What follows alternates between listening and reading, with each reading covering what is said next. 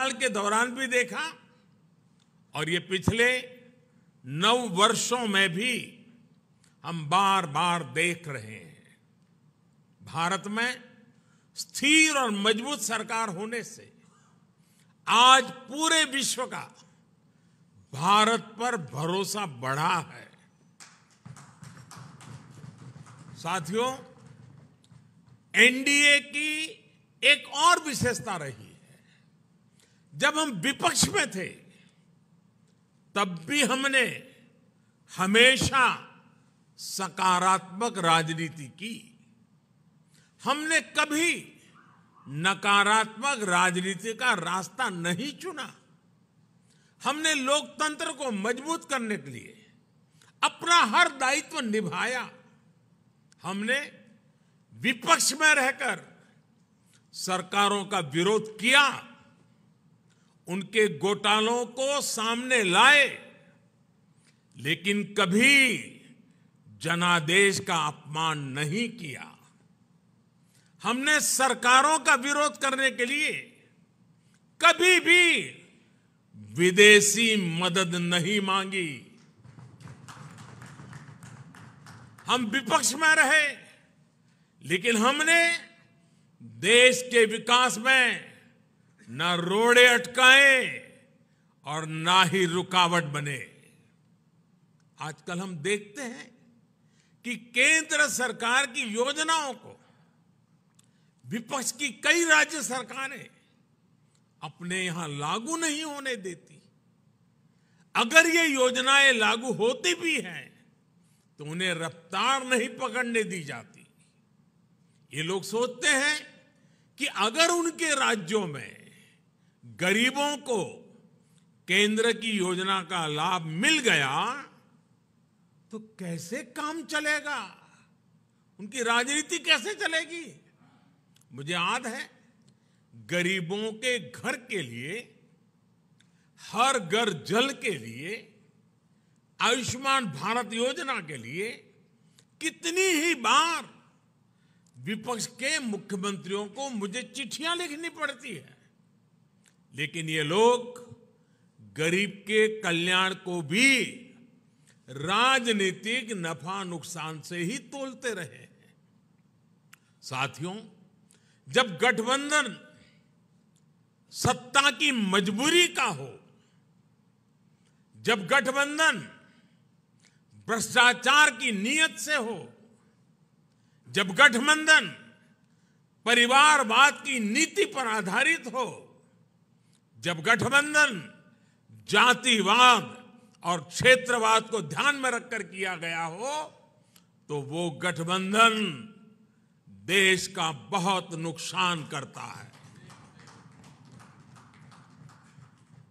2014 से पहले की गठबंधन सरकार का उदाहरण हमारे सामने है। तमाम उठापटक के बीच वो गठबंधन सरकार किसी तरह अपने 10 साल खींच पाई, लेकिन देश को क्या मिला? प्राइम मिनिस्टर के ऊपर भी एक आला कमान, पॉलिसी पैरालिसिस, निर्णय लेने में अक्षमता, भांति भांति के पावर सेंटर्स, अव्यवस्था और अविश्वास, खींचतान और करप्शन, लाखों करोड़ों के घोटाले। आपको याद होगा, जब भी पिछली सरकार के कुशासन पर सवाल उठते थे तो गठबंधन की मजबूरियां गिनाई जाती थी। बहाना एक ही, गठबंधन के कारण। क्रेडिट लेने के लिए तो हर कोई आगे आता था, लेकिन जैसे ही कुछ गड़बड़ होती थी तुरंत अपने सहयोगियों पर दोष मढ़ दिया जाता था। हम सौभाग्यशाली हैं कि एनडीए की स्थिति इससे बिल्कुल विपरीत है, अलग है। हमारे लिए गठबंधन मजबूरी का नहीं बल्कि मजबूती का माध्यम है। एनडीए कोएलिशन कंपल्सन्स का नहीं बल्कि कोएलिशन कॉन्ट्रिब्यूशंस का प्रतीक है। क्रेडिट भी सबका है, दायित्व भी सबका है। एनडीए में कोई भी राजनीतिक दल बड़ा और कोई भी राजनीतिक दल छोटा नहीं है।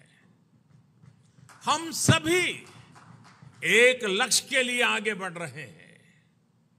आपने देखा है 2014 हो या फिर 2019, भाजपा को बहुमत से अधिक सीटें मिली, लेकिन सरकार एनडीए की ही रही, एनडीए की भागीदारी बनी रही। साथियों, एनडीए के गठन से लेकर ही हमारा संकल्प समाज के अंतिम व्यक्ति तक पहुंचने का रहा है। जो वंचित है, जो शोषित है, उसको सशक्त करना हमारी प्राथमिकता है। आज देश की जनता देख रही है कि एनडीए में कौन कौन से दल हैं। एनडीए में जितने भी दल हैं, वे समाज के ऐसे वर्गों के बीच काम करते हैं जो वंचित रहे हैं, शोषित रहे हैं। हमारे समूह में गांव, किसान, दलित, पिछड़े, आदिवासियों के बीच काम करने वाले ये सारे नेता यहां हैं। एनडीए में जो दल हैं, वो ऐसे क्षेत्रों में काम करते हैं जिनकी पहले दिल्ली में सुनवाई तक नहीं होती थी। एनडीए एक प्रकार से क्षेत्रीय आकांक्षाओं का बहुत ही खूबसूरत इंद्रधनुष है। एनडीए देश के लिए, देश के लोगों के लिए समर्पित है। एनडीए की विचारधारा है nation first, security of nation first. NDA की विचारधारा है प्रोग्रेस फर्स्ट। एनडीए की विचारधारा है एम्पावरमेंट ऑफ पीपल फर्स्ट। साथियों, आपको याद होगा एनडीए की बैठक में हमने संकल्प लिया था कि हम देश की गरीबी को गरीबों की ताकत से ही गरीबी को परास्त करेंगे। इसलिए इन वर्षों में हमारा सबसे ज्यादा जोर गरीबों को सशक्त करने पर रहा। हमने श्रमयोगी को सम्मान दिया, डिग्निटी ऑफ लेबर पर बल दिया। हमने गरीब को सुरक्षा का एहसास दिया। हमने गरीब को यह विश्वास दिया कि आपके हर प्रयास के पीछे एनडीए सरकार एक भरोसेमंद साथी की तरह आपके साथ खड़ी है। जैसे किसान को अगर सही बीज और खाद पानी मिल जाए तो वो पैदावार का रिकॉर्ड बना देता है, वैसे ही हमने गरीबों को सशक्त करने के लिए उन्हें हर संभव मदद की। इसका परिणाम क्या आया? अभी नीति आयोग की सबसे ताजा स्टडी आई है। आप में से कुछ मित्रों ने उसका उल्लेख भी किया। इस स्टडी के मुताबिक 2015-16 के बाद के 5 वर्षों में ही 13.5 करोड़ लोग गरीबी रेखा से बाहर आ गए हैं। इसके पूर्व वर्ल्ड बैंक की रिपोर्ट के समय सामने आया कि कैसे बहुत कम समय में ही 40-42 करोड़ लोगों ने गरीबी को परास्त किया है। आईएमएफ के मुताबिक एक्सट्रीम पॉवर्टी यानी अति गरीबी भी भारत में खत्म होने की कगार पर है। ये आईएमएफ का रिपोर्ट कह रही है। साथियों, यहां एनडीए के आप सभी साथी तो जमीन से जुड़े लोग हैं। आप देखिए, जब किसी गरीब को पक्का घर मिलता है तो ये सिर्फ एक छत की जरूरत पूरा नहीं करता, बल्कि ये उस परिवार को सुरक्षा कवच देता है, उसके सपनों को पंख देता है। जब गरीबों को बैंक लोन देने के लिए सरकार अपनी तरफ से गारंटी देती है, तब उनको एक साथी मिलता है, एक सहारा मिलता है। और ऐसे में प्रगति के लिए, तरक्की के लिए उनके प्रयास दोगुने हो जाते हैं। जब गरीब को हम मुफ्त इलाज का भरोसा देते हैं तो उससे एक परिवार ही नहीं बल्कि उसके आने वाली पीढ़ियों का भविष्य भी सुरक्षित हो जाता है। आप सभी जानते हैं कि पहले जब गरीब परिवार में बीमारी आती थी तो उसके पास दो ही विकल्प होते थे, या तो अपनी आंखों के सामने अपनों को जीवन के लिए संघर्ष करते देखें, या फिर मकान, दुकान, खेत, खलिहान जो भी थोड़ा बहुत पास में हो उसे बेचें या गिरवी रखें। पीढ़ी दर पीढ़ी गरीब को गरीब रखने के इस कुचक्र को भी एनडीए सरकार की अनेक योजनाओं ने तोड़ दिया है। गांधी जी से लेकर बाबा साहब आंबेडकर और लोहिया जी तक सभी ने जिस सोशल जस्टिस की, सामाजिक न्याय की अवधारणा की थी, और मैं समझता हूं हम जो कर रहे हैं वो यही सच्चा सोशल जस्टिस है, सामाजिक न्याय। एनडीए सरकार ने वोट बैंक की राजनीति को विकासवाद की राजनीति में बदला है। ये एनडीए शासन ही है जिसमें छोटे किसानों, रेहड़ी पटरी, फुटपाथ वालों को पहली बार मदद मिल रही है। हमारे विश्वकर्मा साथियों को भी पहली बार ये विश्वास मिला है कि उनके लिए भी कोई सरकारी योजना बन सकती है। साथियों, गरीबी से भारत की इस लड़ाई का एक और पक्ष है।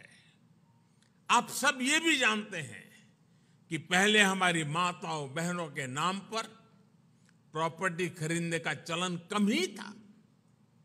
वे एक प्रकार से घर के, समाज के आर्थिक फैसलों से कटी हुई थी। देश की आधी आबादी और परिवार को चलाने वाली ताकत का जब ये हाल हो तो गरीबी से पार पाना आसान कैसे हो सकता था। अब जब बहनों के नाम बैंक अकाउंट खुले, उनके नाम पर घरों की रजिस्ट्री हुई, उनके नाम पर ऋण मिलने लगे, तो एक नया सामर्थ्य समाज में पैदा हुआ।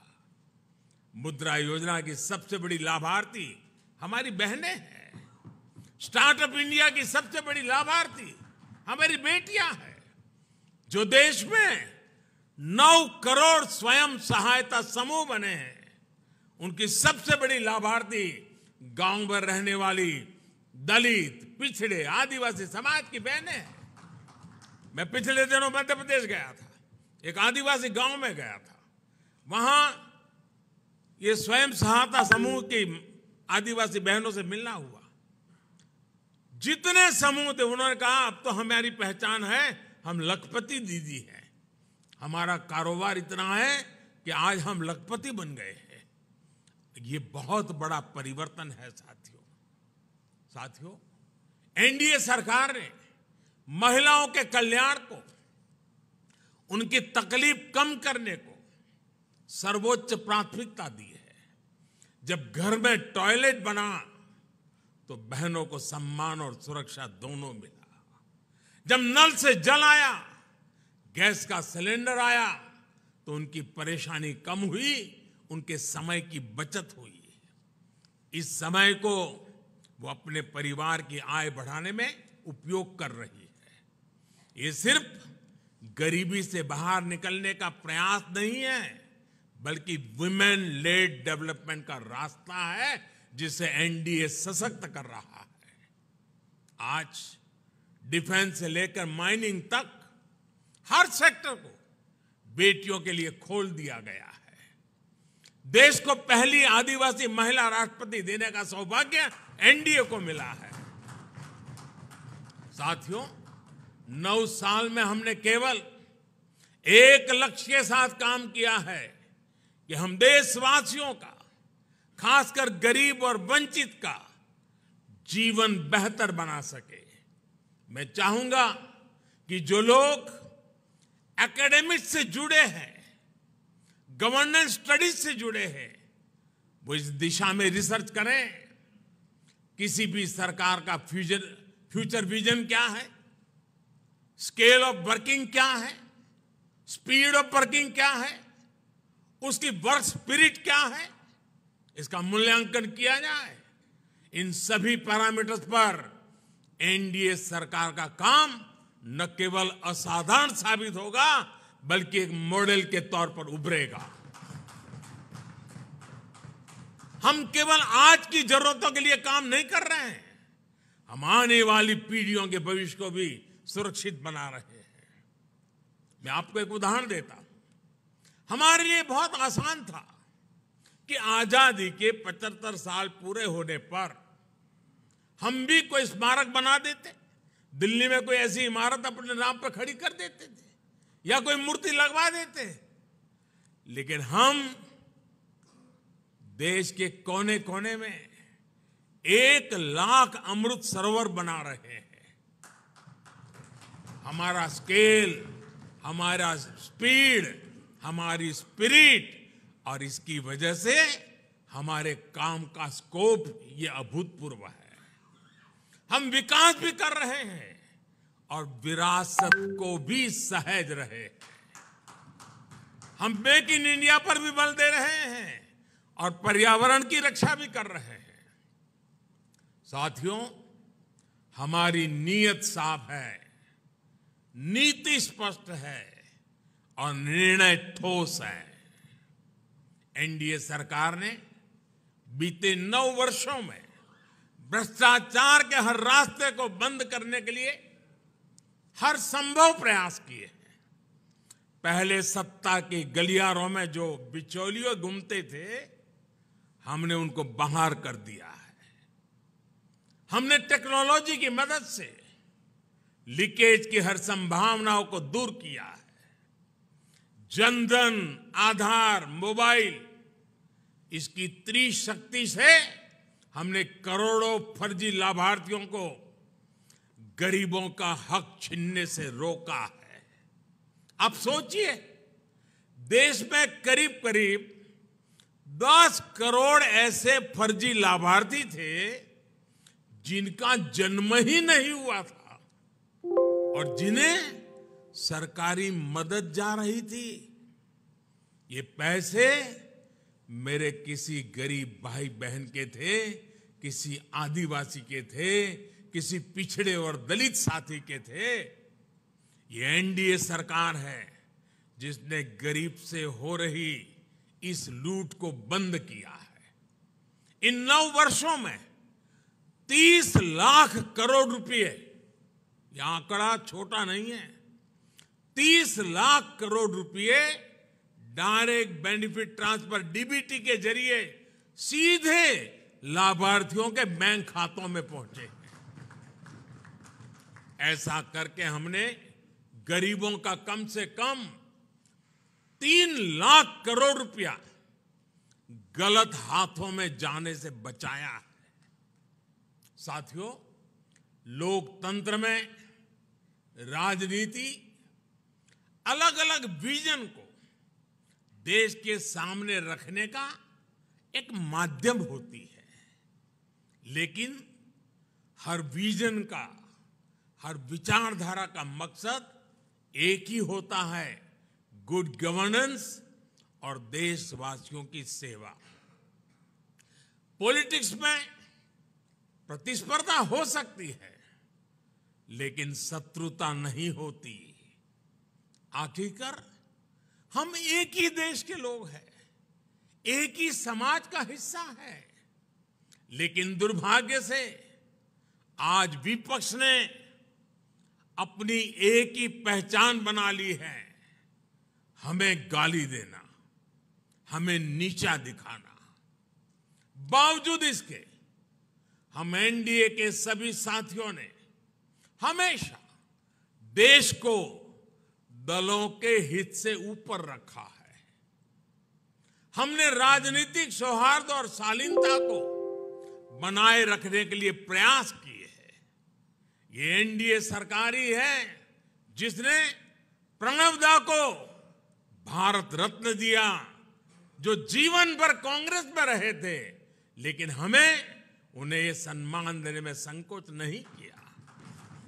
ये एनडीए सरकार ही है जिसने मुलायम सिंह यादव, शरद पवार, गुलाम नबी आजाद, तरुण गोगोई, एमसी जमीर, मुजफ्फर बेग, ऐसे अनेक नेताओं को जो राजनीतिक दृष्टि से हमारे साथ नहीं है, हमारे खिलाफ है, हमने पद्म सम्मान दिया है उन लोगों को।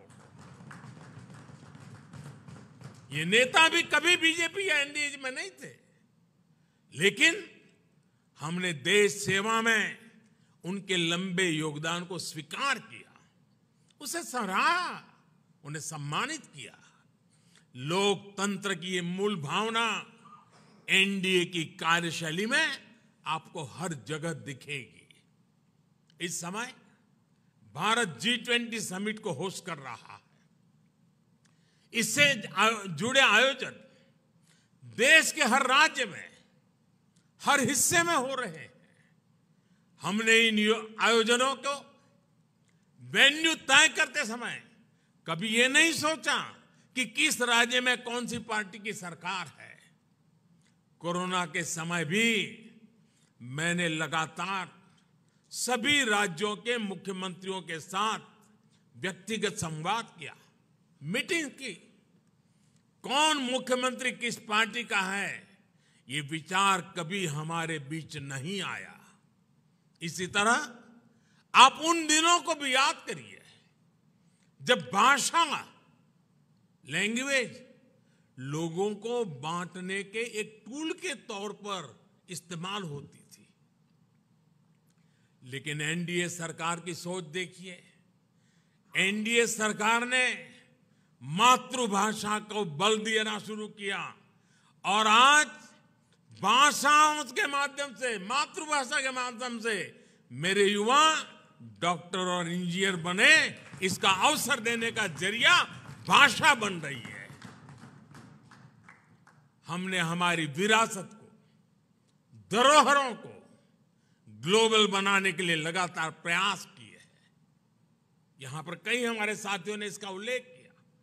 आज योग वैश्विक एकता का एक माध्यम बन गया है। आज मिलेट्स एक ग्लोबल ट्रेंड बन रहा है। श्री अन्न की चर्चा हो रही है और इसका लाभ हमारे हर क्षेत्र के छोटे छोटे किसानों को मिल रहा है। हम देश के लोगों को जोड़ते हैं, वो देश के लोगों को तोड़ते हैं। साथियों, विपक्ष के लोग जिस गलती को बार बार दोहरा रहे हैं वो है देश के सामान्य मानवी की समझदारी को वे लोग अंडर एस्टिमेट करते हैं। लेकिन देश की जनता सब कुछ खुली आंखों से देख भी रही है और समझ भी रही है। जनता देख रही है कि ये पार्टियां क्यों इकट्ठा हो रही है। जनता ये भी जान रही है कि वो कौन सा ग्लू है, गोंद है जो इन लोगों को, इन पार्टियों को जोड़ रहा है। किस तरह छोटे छोटे स्वार्थ के लिए मूल्यों और सिद्धांतों से समझौता किया जा रहा है। लोग देख रहे हैं कि केरल में लेफ्ट और कांग्रेस एक दूसरे के खून के प्यासे हैं, लेकिन बेंगलुरु में दोनों पार्टियों के नेता हाथ में हाथ डालकर मुस्कुरा रहे हैं। लोग देख रहे हैं कि बंगाल में लेफ्ट और कांग्रेस के नेताओं पर, उनके कार्यकर्ताओं पर टीएमसी हमले कर रही है, लेकिन इनके नेता टीएमसी के खिलाफ कुछ भी बोलने से बच रहे हैं। इसलिए देश के लोग कह रहे हैं कि गलबहियां मिशन नहीं है, मजबूरियां है। इनकी सच्चाई आपको दूसरे राज्यों में भी दिखाई देगी। नेशनल कॉन्फ्रेंस के नेता और पीडीपी के नेता एक दूसरे को कैसी कैसी गालियां देते हैं।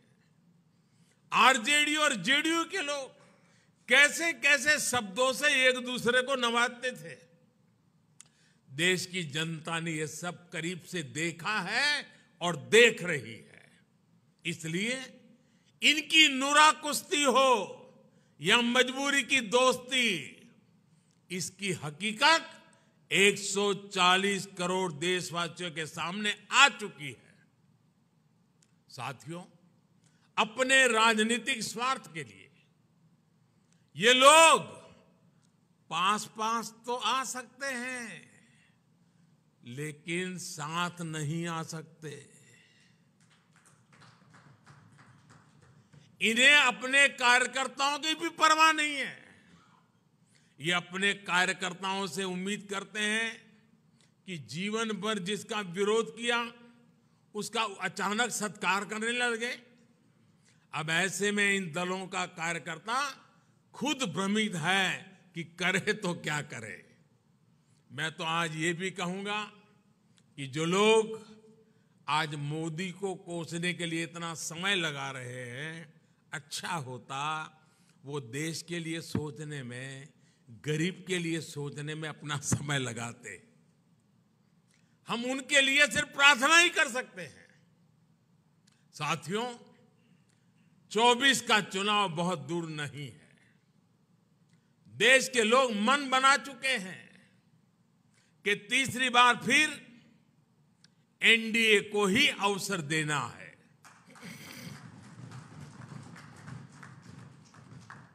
देश का मन आप जानते हैं,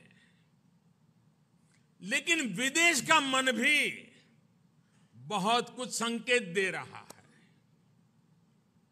आमतौर पर जब भी किसी देश में चुनाव का समय निकट आता है तो उसका बहुत बड़ा असर उसके वैश्विक संबंधों पर भी होता है। हर एक को लगता है कि भाई अब तो चुनाव का वर्ष है, अभी इस सरकार के साथ अभी रहने दो, एक बार चुनाव हो जाए, नई सरकार आएगी तब सोचेंगे। स्वाभाविक है। कोई भी दूसरा देश उस सरकार के साथ जो चुनाव बिल्कुल निकट हो वहां संबंध बनाने से पहले, संवाद करने से पहले 100 बार सोचता है। फॉरेन कंट्रीज हमेशा चुनाव के नतीजों का इंतजार करते हैं। लास्ट ईयर जब होता है तो सोचते हैं कि भाई एक बार चुनाव नतीजा आ जाना तो फिर देखेंगे। जो सरकार जाने वाली होती है उस पर कोई भी देश अपना टाइम और एनर्जी इन्वेस्ट नहीं करना चाहता। लेकिन इस समय भारत का मामला कुछ अलग है। सबको पता है कि हमारे यहां कुछ महीनों में चुनाव होने वाले हैं, फिर भी अनेकों महत्वपूर्ण देश, चाहे अमेरिका हो, फ्रांस हो, ऑस्ट्रेलिया हो, जापान हो, यूएई हो, यूके हो, सब एनडीए सरकार के प्रतिनिधियों को इनवाइट कर रहे हैं। तमाम देश भारत को मान और सम्मान दे रहे हैं।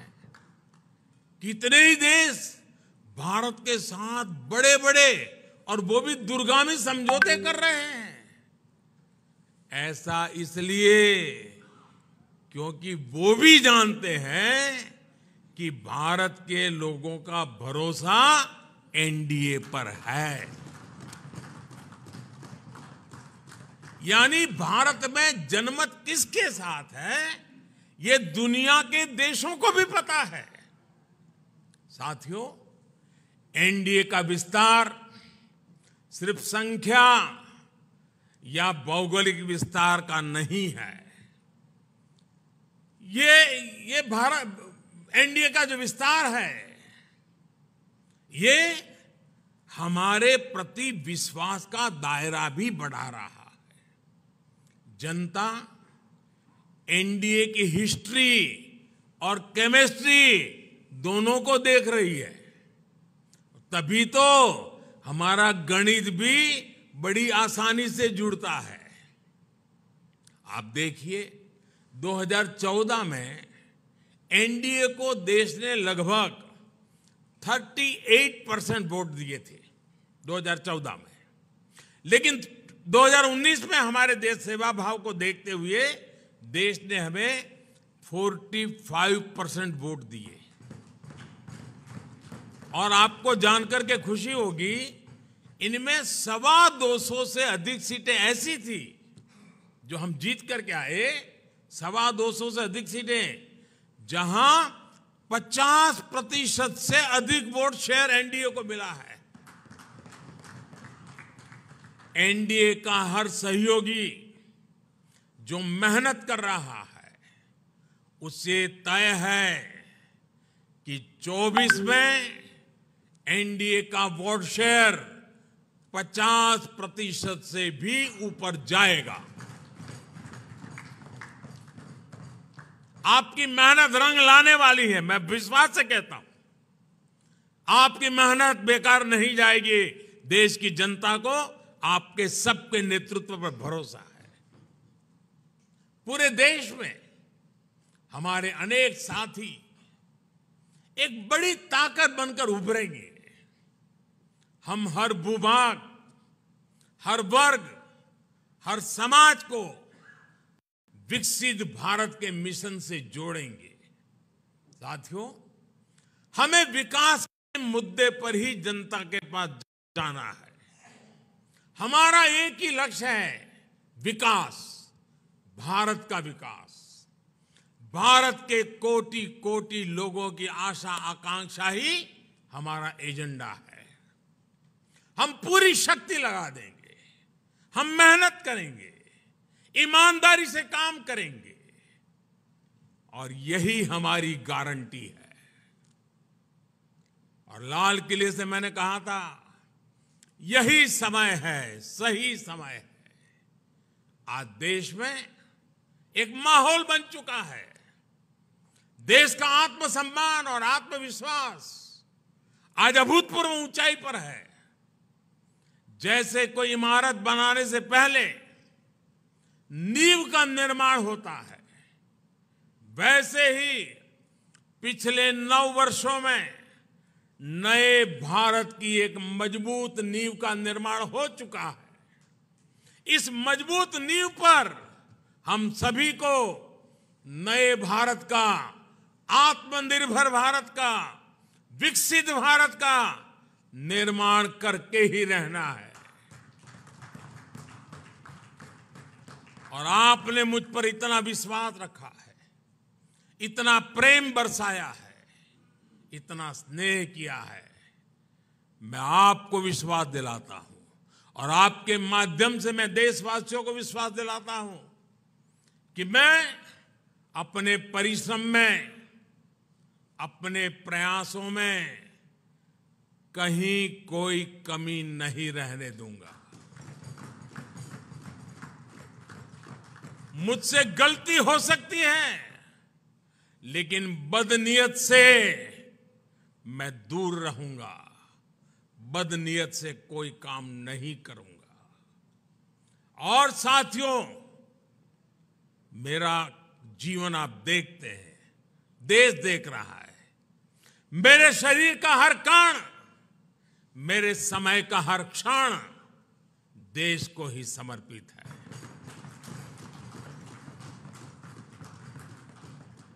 आपका ये विश्वास, आपके ये आशीर्वाद, ये मेरी ऊर्जा है। और साथियों, आप सब कह रहे थे कि 2014 में देश की इकोनॉमी 10वें नंबर पर थी, आज 5वें नंबर पहुंची है। और मैं आपको विश्वास दिलाता हूं, एनडीए के तीसरे टर्म में इस देश की इकोनॉमी दुनिया में तीसरे नंबर पर होके रहेगी। हर सपने संकल्प है और हर संकल्प सिद्धि के लिए हम जी जान से जुटे हुए लोग हैं, समर्पित भाव से जुटे हुए लोग हैं। और आज जिस उमंग और उत्साह से आपको एक एक की बात जो मैंने सुनी, मेरे लिए भी बड़े प्रेरक थी, उत्साहवर्धक थी। आपका विश्वास, विजय का विश्वास, जन सामान्य की सोच को बखूबी व्यक्त करने का आपका तरीका वाकई प्रभावित करने वाला था। मैं मानता हूं कि 25 साल की यात्रा की आज की महत्वपूर्ण बैठक, 25 साल बाद देश जब 100 साल की आजादी मनाएगा, हमारे सामने भी 25 साल का नक्शा है। दोस्तों, देश जब अमृत महोत्सव मना रहा है तो हमें सेवा करने का मौका मिला है। और आप लिख के रखिए, यही लोग हैं, यही लोग हैं। जब देश 100 साल की आजादी का पर्व मनाएगा, आप ही के परिश्रम से, आप ही के पुरुषार्थ से, आप ही के नेतृत्व से ये संभव होने वाला है। ये मैं साफ देख रहा हूं। दोस्तों, इस विश्वास के साथ मैं फिर एक बार आप सभी का इस बैठक में आने के लिए, एनडीए को सशक्त करने के लिए मैं हृदय से बहुत आभार व्यक्त करता हूं। जो सुझाव आए हैं, उन सुझाव को नड्डा जी और उनकी टीम जरूर उसको पूरा करेगी। साथियों, पिछले 9 साल में मेरी व्यस्तता के कारण शायद कभी आप में से किसी ने संपर्क करने का प्रयास किया हो और मैं न कर पाया हूं। हो सकता है इस 9 साल में मेरे प्रवास के दरमियान शायद एसपीजी सिक्योरिटी का कारण आपको उचित स्थान न मिला हो सकता है किसी इनविटेशन कार्ड में आपका नाम रह गया हो। 9 साल में ऐसा बहुत कुछ हो सकता है, लेकिन आपने कभी भी शिकायत नहीं की, आपने कभी भी मन में बुरा नहीं माना। गलतियां हुई होगी, कभी कभी तो मेरे ध्यान में भी आई है कि कार्यक्रम के बाद पता चलता, अरे वो तो वहां खड़े थे, उनको तो यहां होना चाहिए था। लेकिन उसके बावजूद भी आपका प्रेम कभी कम नहीं हुआ। साथियों, ये विश्वास मेरी बहुत बड़ी ताकत है, मेरी बहुत बड़ी पूंजी है। और आप ही के भरोसे, आप ही के साथ चलने का मुझे एक बहुत अनुभव भी मिलता है, आनंद भी मिलता है। मैं फिर एक बार आप सभी साथियों का हृदय से आभार व्यक्त करता हूं और मैं विश्वास दिलाता हूं कि हम देश की आशा आकांक्षाओं को पूरा करने में एक टीम बन करके, एकता के साथ, एकजुटता के साथ, आत्मविश्वास के साथ, संकल्प के साथ चल पड़ेंगे, विजयी होके रहेंगे। जनता के आशीर्वाद पूर्व बाहर मिलते रहेंगे। अपने कर्तृत्व के कारण, समर्पण के कारण, ध्येय निष्ठा के कारण, जनता के प्रति हमारे लगाव के कारण ये सब संभव होने वाला है। जनता जनार्दन है, जनार्दन में मेरा विश्वास है, उस विश्वास से परिणाम निश्चित है।